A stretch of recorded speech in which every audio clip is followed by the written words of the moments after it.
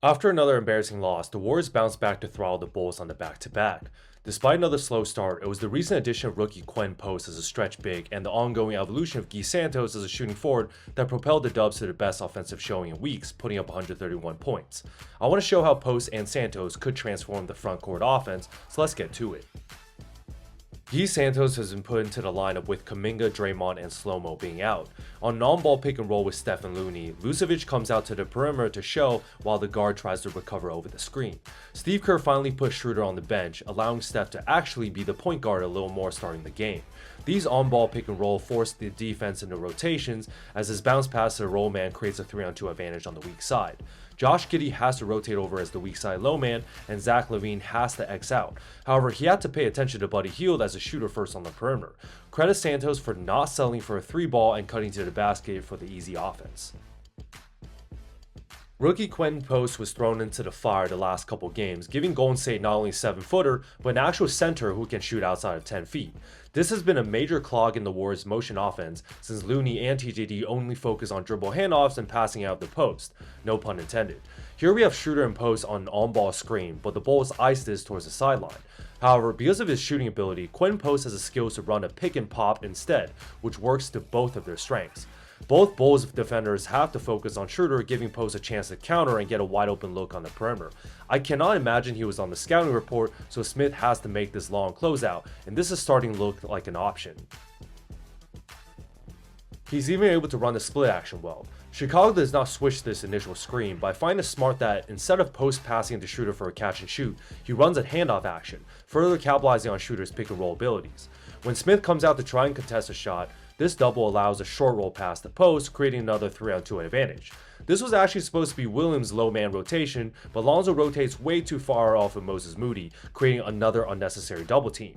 Now no one is Xing out to the weak side Warriors, giving Wiggins an open cut and dunk off an assist by Post. Great offense here.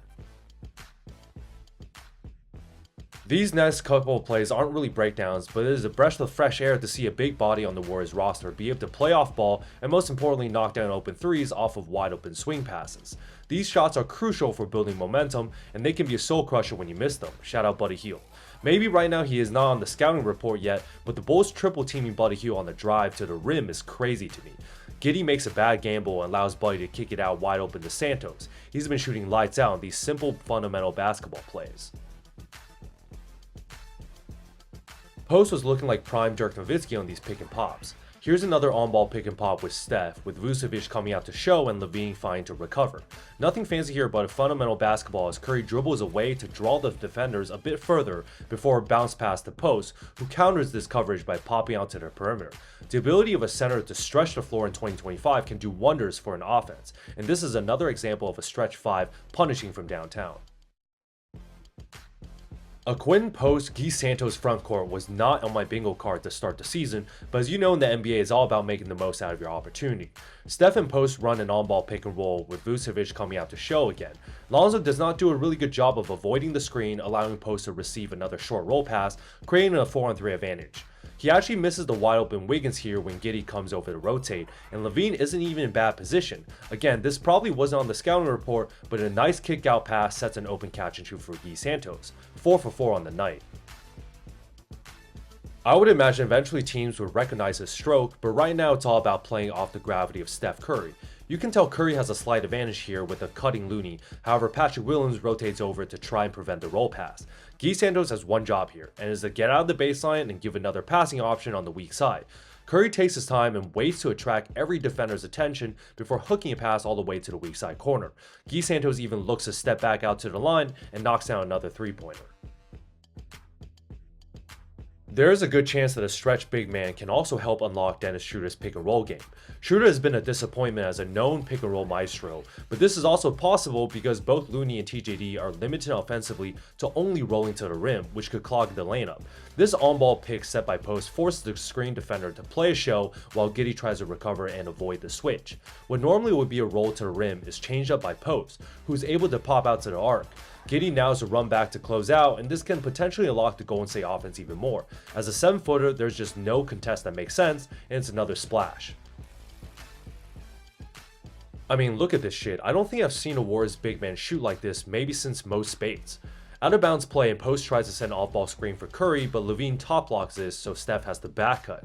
However, Post is able to counter this coverage by once again retreating all the way out to the perimeter for an open three. The big now is 10 feet to close out, and Post probably heard all the talk about potentially getting Vucevic as a stretch 5, but this is just incredible to watch right now. Here we have a handoff to Steph, and the Bulls fight to trap this. What normally would be a roll to the basket, Curry now realizes he can keep dribbling away from the play to create even more space before swinging back to a popping big man. Vucevic has to run halfway across the court, and Post knocks another 3 down.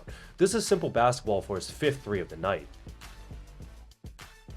I think a big factor we are all flabbergasted at Steve Kerr all this time is that Gui Santos is literally 6'8" and Post is a 7-footer. If they don't shoot the ball well, there are other things that they can do on the basketball court that also matter, versus a small guard. On this inverted pick and roll with Pajensky, Chicago screws up the defense as the guard failed to switch in time. At the end of the day, the game of basketball needs size, and there are many things a small guard can't do, such as stopping a 7-foot giant from driving into the paint and getting an and one. Play the damn size and stop being allergic to big guys.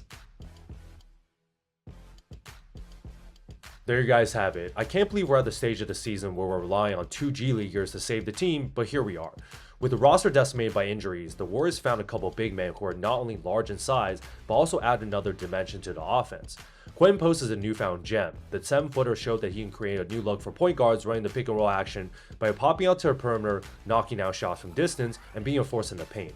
Gui Santos has kept up the energy, offering another front court body who can stretch the floor, chase down hustle plays, and play well off the ball. Golden State has been lacking size this season and for the last 5 years pretty much, which has hurt their offensive system. Hopefully, Post and Santos can help open up the game for Steph and Schroeder while taking minutes away from smaller guards who are more one-dimensional as shooters. This was a hopeful win against a weak team, but now it's on to a big game against the Lakers. If you guys like this breakdown, like and subscribe to see more.